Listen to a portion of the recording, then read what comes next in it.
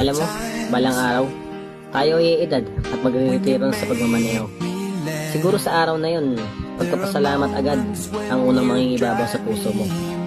Dahil una mong maiisip sa layo ng paglalakbay na nagawa mo, sa dami ng gulong na naupod mo, at sa dami ng laban na naipanalo mo. Nakarating ka sa edad na hindi naabot ng mga kabaro mo. Unti-unti kang maluluha habang nakatitig sa mga anak mo. Tangan ng salitang, "Salamat at napatapos ko kayo. Hindi nyo nadadanasin ang sugal na naipanalo ko." Dahil ang totoo, hindi biro ang buhay ng isang biyahero.